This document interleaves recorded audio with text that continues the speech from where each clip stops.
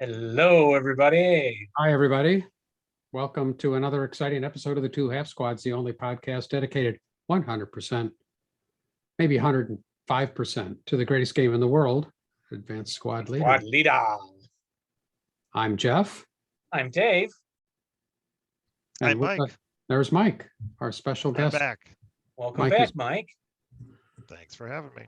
Dave, you look different. Are those new glasses? He Oh, looks the same to me. I don't. yeah. Well, I think it's the beard, probably. Yeah, Maybe it's Oh, just okay. the video No. quality. yeah. Look really kind of good, very good looking tonight. Lost a little weight, maybe, or the beard. Yeah, that could be. New Yeah, Yeah. frames. New frames. No, same glasses. Yeah. Oh, kind of want to date you. okay.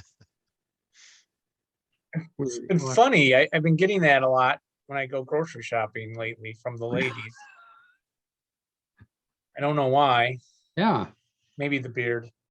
Yeah, I don't know.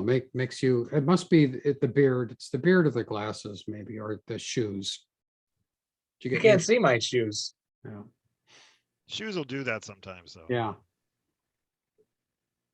So, Good to see you What- guys. What's what's going up? on?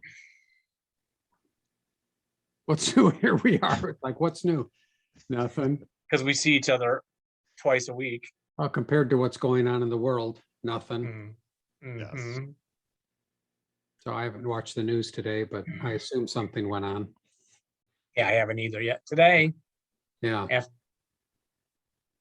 So yeah, really, nothing new going on over here. I have a new gaming table. Would you like to see it? That's You just something got new. news. News is busting out all over. Gonna Yeah. try to move this camera without it undoing I wasn't going to say itself. anything until you announced it. I'd break Yeah. your news to the world. Oh, Dave's got a new Okay. gaming table. Gaming table. There we Wow. go. The cord is hitting my game with. Can you hear me still? Yep. Okay. Yeah. This end,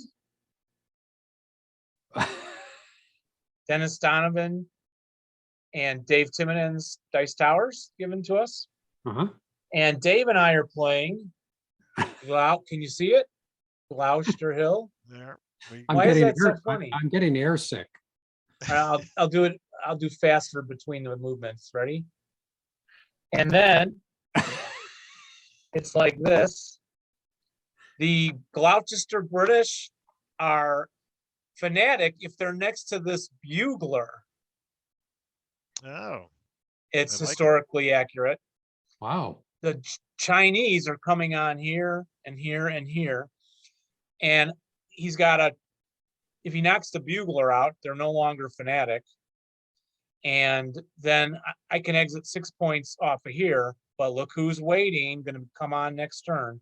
More Chinese, Uh-oh. CPVA. And I thought when we started playing this, we realized that there's a thing called oops, I knocked something over. Yeah, that's okay. Infantry platoon movement. Have you guys read this rule yet in the Korean module? Yeah, we looked it over way back when. Wow. Yeah. So we're trying to start this game and suddenly we're like this 2-page rule that's like a bonsai or a human wave, but it's not. Now we liked it, and it's a good thing Dave is like this because he's like, oh, as we're reading it, this sounds kind of cool. And I'm like, it'd be easier if it was just a human wave. But it's different enough that it makes it interesting too. So I have to go over that rule in detail at a later date. And then as you peruse across the gaming table, oh, look who's there. Whoa. Say hello to yourselves, guys. Jeff, your faces. You guys don't have any faces. We can't see ourselves. Seen myself before. This is a deck that slides to either end of the table. So I used it Sunday, this deck here, as a, at the end of the table and put my D&D screens on it, all my dice on it. And we had miniatures set up down inside. And this is Mike and mine's game. There it is. Oh, the glare. Oh, the glare. Yep. Well, Darn that glare. And we lost your Losing it. audio. oh, Anyway, Yes. I'll have to post the game on YouTube. Can you hear me again? Yes. Or on Twitter? Go to our Twitter feed. You see a picture of the board. And that one, it's I can't get over how different you look, Dave. It's like you look like the guy on the can of Dinty Moore. beef Well, stew. okay. It's the plaid then. It's the plaid. All right. It's the toupee, but I didn't want you to mention it. I mean, I don't What? want to like. What? I got a toupee, so it's new. Where? So when Where I are you- just, yeah, go ahead and put it on. Let's see it. oh, you're being kind. So it's kind of awkward to talk about like, oh, I have a toupee. So I have to edit all this out of the show. All right. That's very nice. You've worn this out in public, right? Yeah. Is The this- girls. Is this your toupee? Seriously. It was my father's. Oh, it was. Okay. Oh, okay. Yeah. It's Yeah. good. I'm gonna switch cameras. Did Laura get one too? Yeah. No, because she's doesn't need one. Okay. So that was the gaming table. Oh, I didn't show you, but it's got the modular drink Pretty ex- holders. How long have you been waiting Yeah, for you're the not- gaming table? Yes. These snap into the magnetic, can you hear me? The magnetic, sides. Yeah. Not- It's so- cooler than he's making it out to be. Yeah. It's very nice. And then the topper, so you can have both ASL games up. You can actually get 3 in here, we thought, right, Mike? Yes. Especially if you're not doing the larger boards. And then put the topper on and do more stuff on top. So you don't have to, we used to put them on plexiglass and you have to move them off and stick them up on the shelf, as people have heard. Whereas Mike has actually 3 tables in his game room. Yep. So there you go. So you were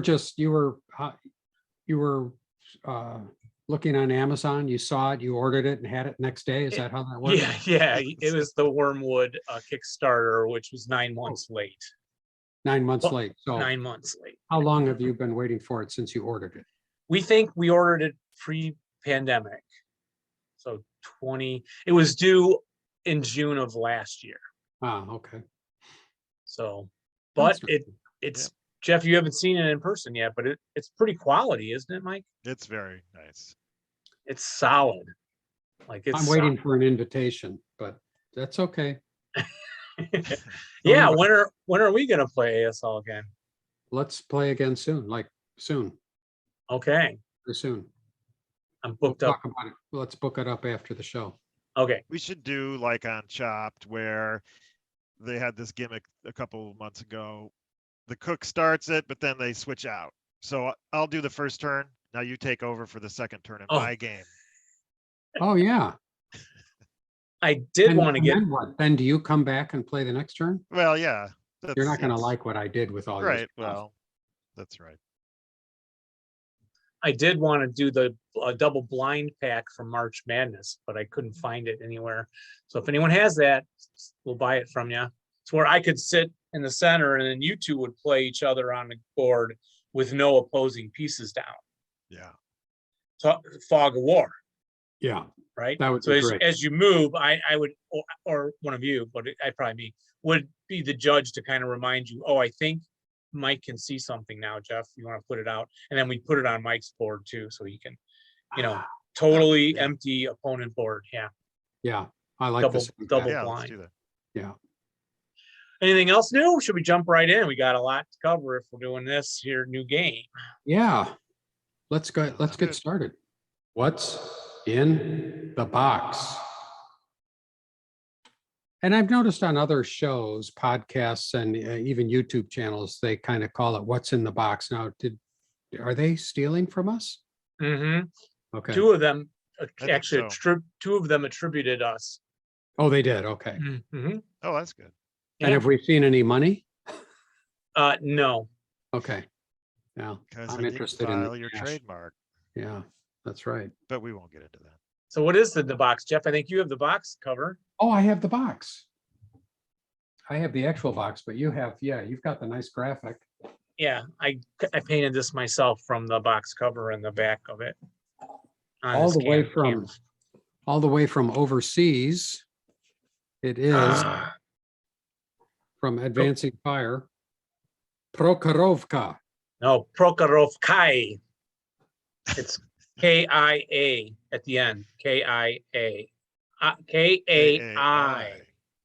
Kai. Prokhorovka. That's an exclamation point. What? That's an exclamation point. Oh, Prokhorovka. oh, I've mispronounced it wrong the whole time. Actually, Mike, are we both mispronouncing it? There's been a huge discussion on the forums about how to pronounce this, right? Since this game came out.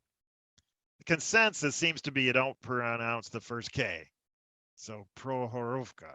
Yeah, it's more of a Yeah, right. Something like that. Prokhorovka, if I remember my Russian. Well, I took a little bit of Russian in college. It's Prokhorovka. Oh, excellent. But you know, don't drink a lot. Don't eat a lot of dairy. But you got to say it a whole lot faster because there's actually, if you go on YouTube and stuff, you can find, you know, Russian news segments about this region where they say it, and it's like, Oh. you know, if you wait too long, you'll miss it. You know, it's over in a second. Prokhorovka. Yeah, I think the O's are not quite as O-y when they say it quickly. It's more like a Prokhorovka, Harevka, Right. Roll it all instead together. of Khorovka. Probably. Well, what is in this box? Start on page 1, maybe? Jeff, do you have the list?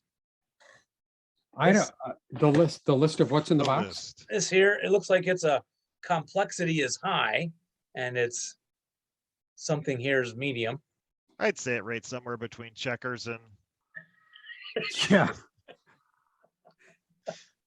Yeah, and what's more complicated than Scrabble. this game?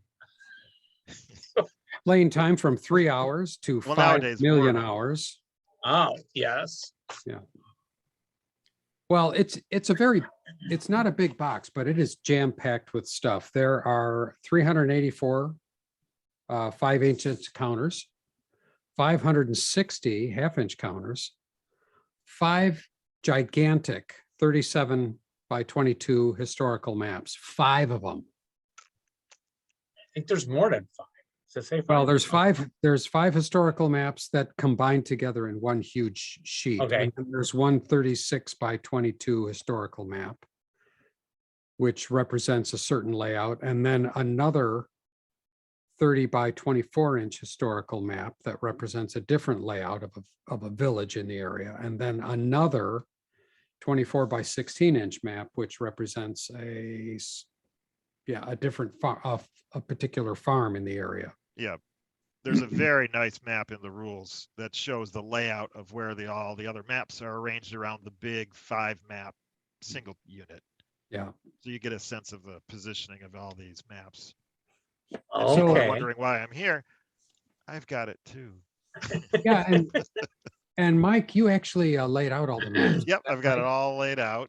So yeah, Mike, you set up the boards, right? Yep, there's the main 5 maps, setting up the single biggest chunk of the. Can you see them here There it is. shared? Yep, Yeah, there it that's is. it. Yep. All right. That's the main 5. The main Okay. 5. Yep. Wow. And so that is 37 inches by 114 inches, Sounds about right. which is Nice. huge. It's got to be the biggest map. It's probably, I don't know, you think it's bigger than Tarawa? Oh, it's definitely. Oh bigger than yeah, by Tarawa. far. Yeah, okay. By far. It's bigger than the Red Barricades all put together, the factories probably. and everything. Probably something comparable would be the Omaha Beach stuff. I saw that somewhere on Twitter or YouTube or something, or But then again, there's 2 more maps which are to the east and west of this, which, you know, could connect if there was some connecting maps, but they're really close to this area, at least as you can tell from looking in the rule book. And then there's a half map too. Yeah. So there's a lot of Okay. mappage. And one half of it, this is an interesting coincidence because as you might recall, we're finishing up our huge 3-year in the making Crucible of Steel, playing every scenario in order. And right now we're at the very end in the big one, which is flying turrets. And if anybody follows my Instagram and Twitter, they'll see the setup we have done. wow, who produced that game? That would be Bounding Fire Productions. Yes. Boom, boom, boom, boom, boom. Bounding Fire Productions. The Two Half Squads is brought to you by Bounding Fire Productions, maker of fine advanced squad leader products. Very good. That's right. So in that scenario, that's the big finale. That takes place on this map. So the geomorphic the boards that they use for that is actually portrayed here, historically accurate on this map. Okay. So it'll be interesting to compare the two. And that scenario you and I were playing, Mike, is also by who? What packet is that from? That would be from Blood and Jungle. Who makes Blood and Jungle? I believe that is also Bounding Fire Productions. Bounding Fire Productions. The Two Half Squads is brought to you by Bounding Fire Productions, maker of fine advanced squad leader products. So that'll be very interesting when you get the maps. Yeah, so it'd be a great thought, segue now that we've finished the Crucible of Steel, which of Yeah. course, and we might discuss this more in a moment, but you know, that because that follows the southern thrust at Kursk, ending here at Prokhorovka. yeah. So maybe if I can convince my my normal opponent, John Harmeyer, I'll give a shout out, John. Perhaps we'll go right into that for another 3 years of East Front action. Hey, you know, keeps your free Yes. time Well, entertaining. That's right. but you're playing that on Vassal, is that right? We've been playing that on Vassal. That's Yeah. right. Yes. And Prokhorovka maps are not on Vassal yet, I would I have imagine? no idea. Yeah. Haven't heard that they are yet. I have off. not looked yet. Yeah. Yes. Yeah. So this is a fairly new product. This just came out, I don't know, 3 or 4 months ago, something like that. And I think when and it actually uh, the yeah, stores. yeah. Yeah.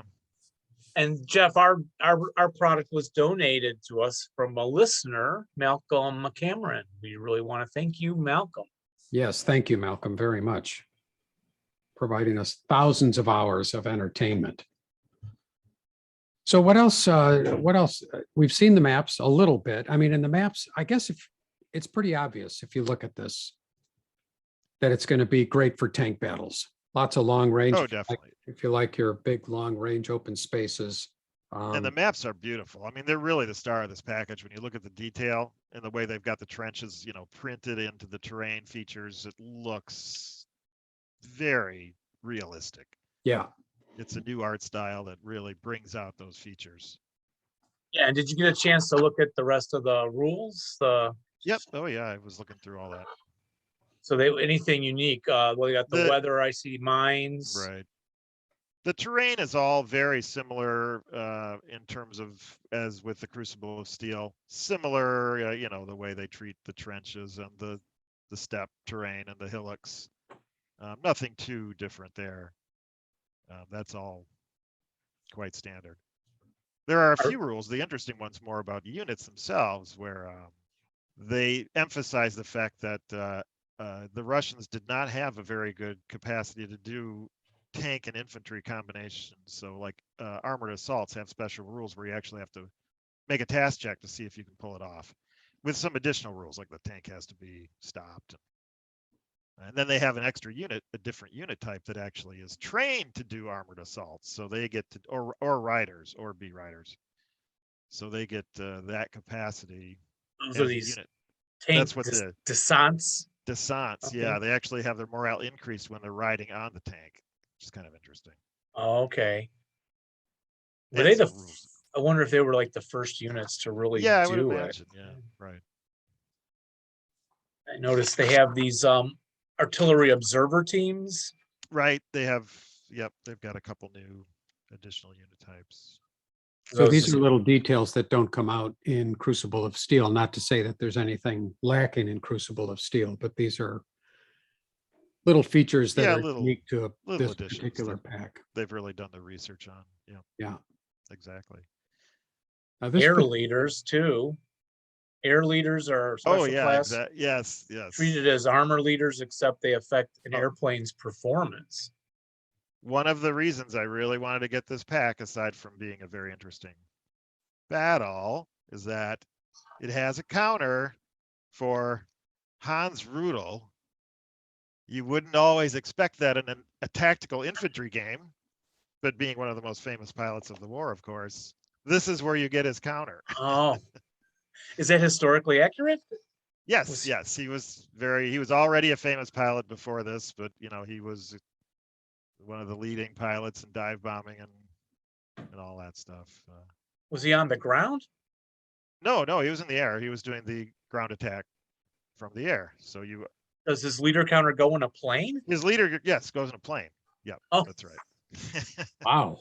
Yeah, Oh Are yeah, there others? it shows a pilot on it in a yes, cockpit. right. I thought it was a satchel charge. Is his the only counter, leader counter for a plane? No. Yeah, Or are there others in this pack? not in this pack, no. Okay. Oh, okay. I can't think of any other expansion that's ever had that. Yeah, there's six. No, never. There's 6 levels Yeah. on this thing, and there's burnt out orchards, burnt out woods. So that's just a little different, but nothing crazy. No, yeah, there's nothing Right. that's overly Treated right. as a regular orchard without a Mhm. season and Right. can't be burned again, of course. Yeah. Re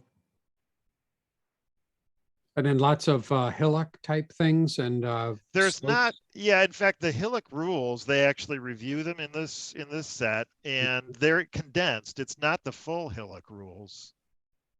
It's actually a little easier even. Oh, okay. So even that makes it easy. And if you look at the scenarios too, it's very, very east front standard. There's not too much you have to relearn or learn to jump right into these. You don't have to learn a infantry platoon movement. No, there's none of that. Yes. There's no crazy stuff.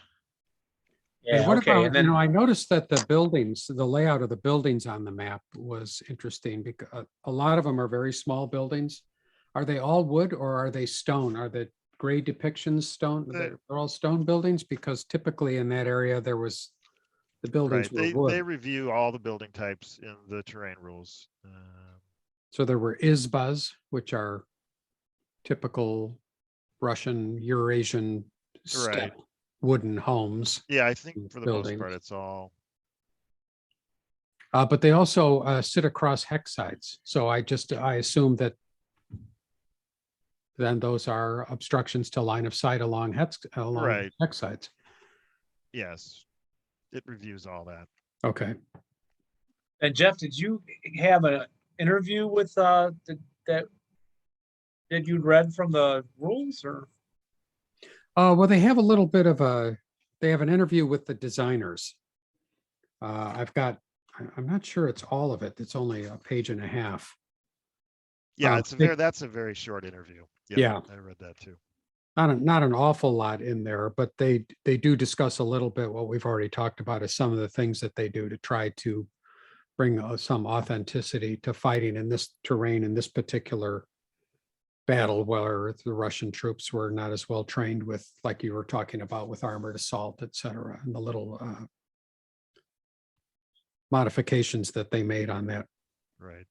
On that. What I found most interesting from that interview was the way that they had to try and make a game that's balanced in terms of the fact that this battle, as presented, was a Russian tactical defeat, but it was a German strategic defeat, right? It kind of ended their thrust. So they had to find a way to make this game,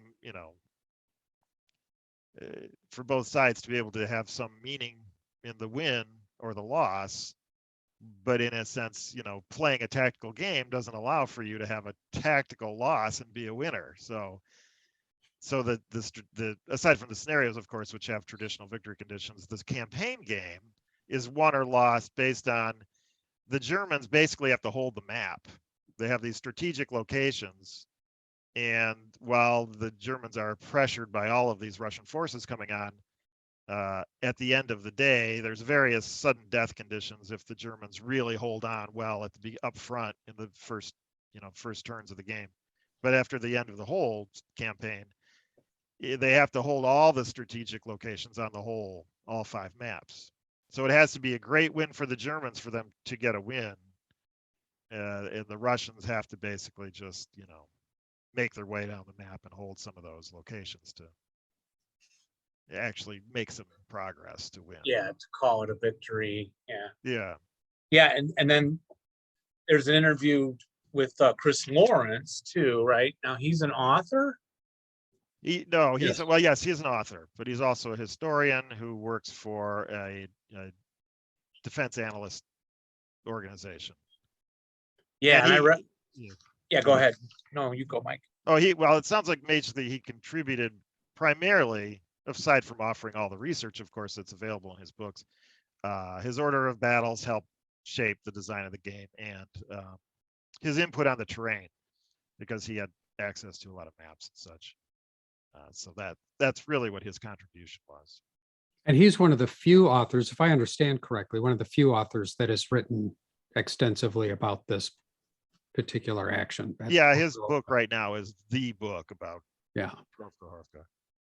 Plus I it's missed getting it the first time around, and now it's $300. So 1,700 pages. And I was going to ask you, Mike, yeah. if you had it in your library. No, I don't have it. Oh. Yeah, I missed that one when it came out, and it went right by me. So Yeah. Wow, They have- that's it.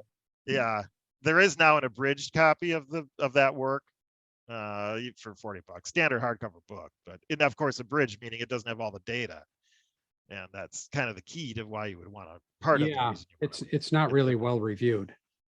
Oh, really? Yeah, I didn't. The abridged copy is not well Yeah. reviewed for what that's worth on Amazon, but you know,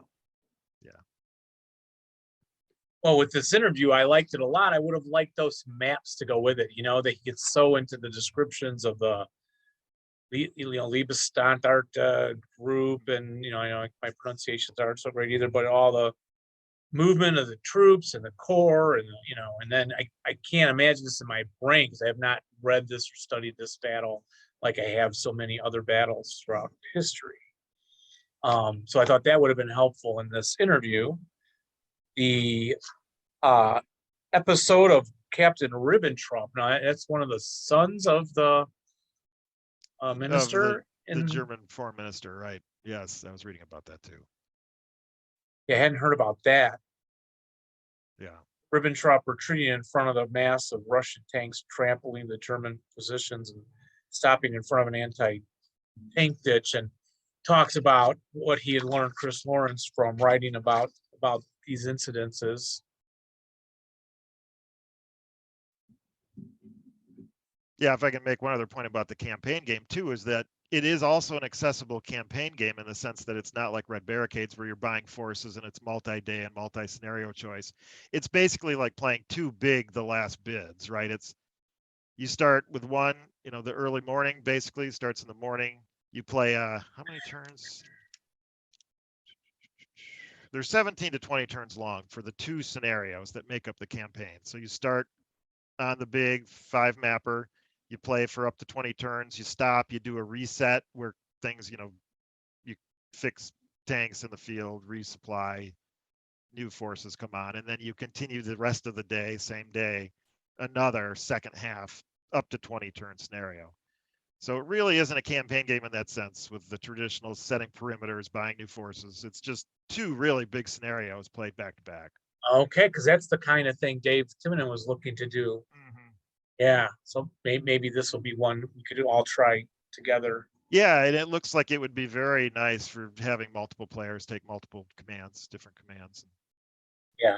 Coming in from different directions. Yeah, excellent. And I learned from this interview too with Lawrence about like the Russian attack was disjointed, as Mike was saying earlier.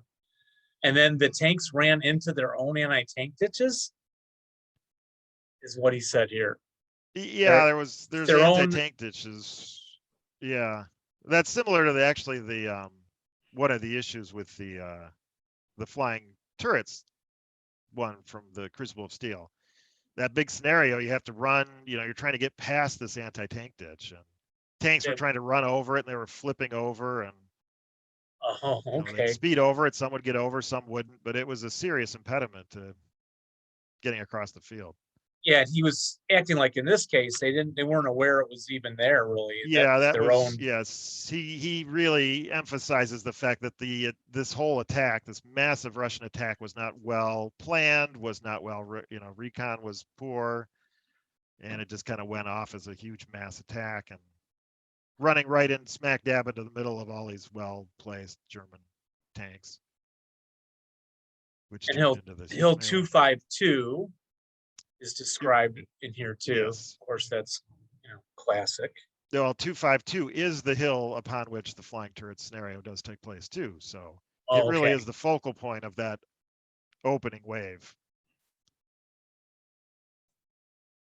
And he does an analysis of the air power and how it was not saying that there's this big debate historically about how Yes, effective it's that always air been a power. huge debate. That's right. Yes. Yeah, right. So overall, the influence of air on the fighting on this day was low, certainly lower than it had been in the first 4 days of the German offensive due to the weather, but it clearly suppressed the German operations and degree of close air support. And then 5 reported fratricide incidences in 1943 done by Soviet air, accidental bombings. And then did he also talk about tank ramming in this? Was that They part of talked this? about tank ramming, but they did not add a rule for tank ramming. Okay, I didn't see a So, rule. Yeah. There is a rule for the fact that some of the tanks were ordered just to keep going forward, right? The momentum of the attack had to keep going. So there is a rule. Certain tanks have to keep spending all their movement points without stopping. Colonel Linov. Spending them by moving.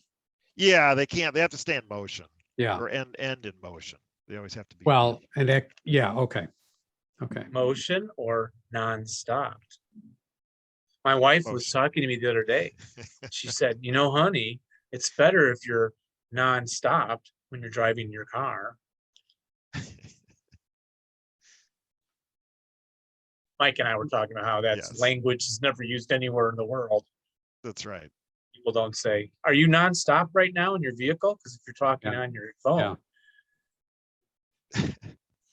there's these little aerial maps that come with it, black and white reconnaissance photographs included here.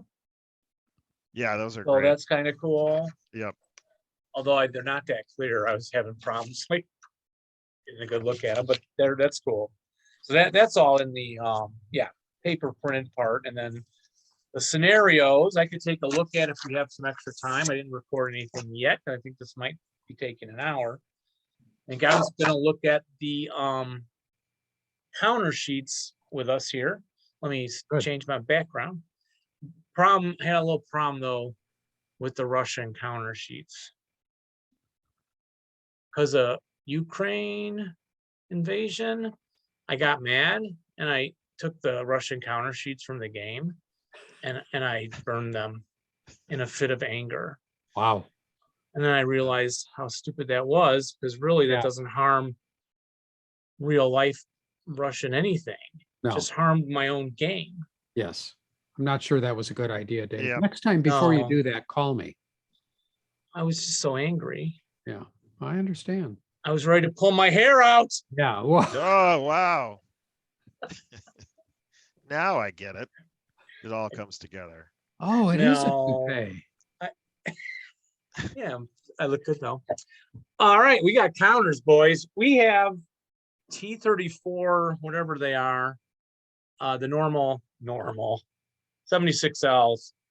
I think it's about 100. That sounds about right. There's a lot of them.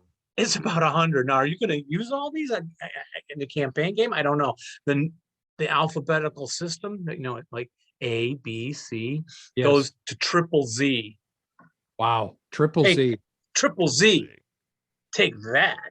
Yeah. It's insane. So this one sheet then has also the little half squads, some heroes. I think they have this. The artwork is superb. Oh, I messed up my hair. Let me get it. Take a minute. Can you see the artwork on these guys? Yeah, they're very nice. Yes. And it doesn't show up. It's superb. I have to say it's superb. Medium machine gun, you can really tell what the thing looks like in real life. And it's so teeny. I don't know how the modern printing methods. You do also get with this game, I think these are for brevity assault. Yeah, Let's say if these were reprints or Were there errors in the first ones, or I they think just, they're errata. Yep, I think so. yeah. So you get those for your Brevity Assault game, Okay. and Piazza Piazza Ridge, yeah. Ridge, Italians. But again, look at this 88 gun artwork on that. Beautiful. It is amazing. These are all the more T-34s. And then more counters to do your act with. I guess you're going to need a lot of You're gonna acquisition, need a lot of them. not just A, B, C, D, E, F. These go all the way to X, maybe more. Burnt out woods counters here. Some nice graphics. Okay. Backside are burnt out orchards. To mark those, some debris counters. Then you have your trench foxholes. I think they're normal, just different artwork. I'm not sure. Some German counters and German vehicles. They're giving you a lot of Panzer IV-H's, Stugs, Panzer V's. And then these other infantry are SS. And I was like, oh, they didn't do them in black. And then I picked up the next set and they are in black too. Oh, So they I are. think Yep, they're, you can choose between the two. so you can, because they did SS in both colors with Yeah. MMP and other groups. Couple of nice plain counters. I haven't read anything about their special for any reason. The Revenants got some special rules. They face a certain way. They have a covered arc, like a pillbox, and then Oh, they can do, yes. hold like 2 squads or something and 4 leaders, and then some more special rules. What is the Revenant? It's just more of a dugout area It's on a hilltop, yeah, like a right? dugout trench. Yep, right. Yeah, wider, so you can fit more in there. But yeah, pretty sharp stuff. Rather impressive. So It is. I don't know who, as Dave Tillman would say, whoever has time to do this. It does always amaze me. How do they keep doing it? Yeah. Company after company and product that's researched in maps and even the Korea. Dave and I are playing these Korean War, Forgotten War, MMP, and then like, well, there's a whole nother game from LFT that's Seoul, Korea. We did that one on the air, right?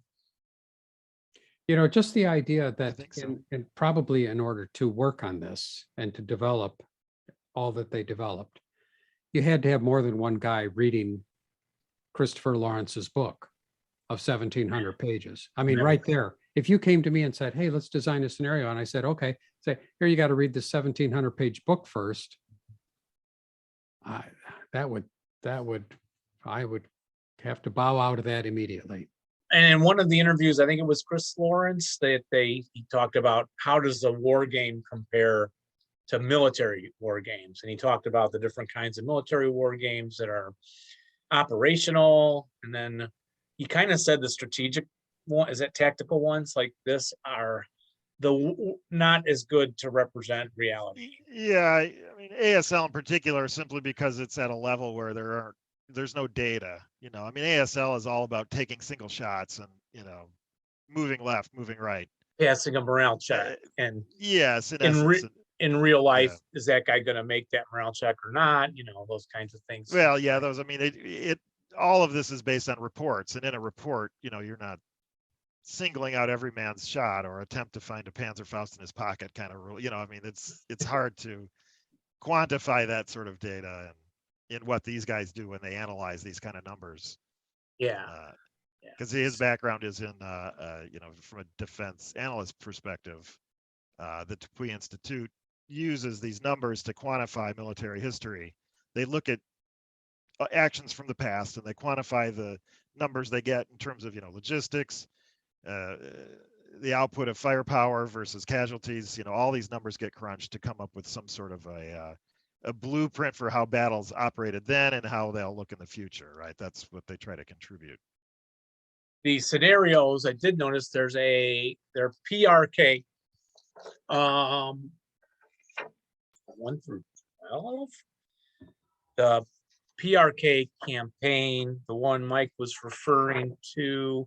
Yeah, it has these 2 parts, 20 turns each. And that map is how long? Is that going to fit on my table? It probably would with the topper on. Maybe. It defeats the purpose of having I'm the looking at my- interior. So Yeah. if on my picture you saw on my ping pong table, it Yeah. hangs off about 6 inches off the edge. So Crazy. I could put Okay. another table on the end and make it longer. But I don't like, What were you just showing us there? it just comes Tank Fields of Prokhorovka, the campaign game card Okay, with the OBA table. I don't know what the graphic is, but it's got numbers. that's one Well, of the scenarios. examples. And Example. 2 of those scenarios are starter kit scenarios for people who want. That's where I was going. I was Which is going to am- say, I am guessing that PS, Yep. PRK, PRK, SK, yeah, and there's only 1 and 2. And so then I was comparing them. So is PRK SK1 That's a right. different version of PRK1? And you can see, no, No. they're different. So I thought, oh, maybe they made both. You know, the one version has slight changes for starter kit from the other. So there is, because I was thinking, wait, Prokhorovka, and then is there a Prokhorovka city Yeah. somewhere too, where they have a different map? Is it one of the 5 maps? And then I'm like, no, this has to be a starter kit scenario. That's right. yeah, which is really quite brilliant. I mean, I'm sure they sold all that they could already for people that are playing full ASL, but in Right.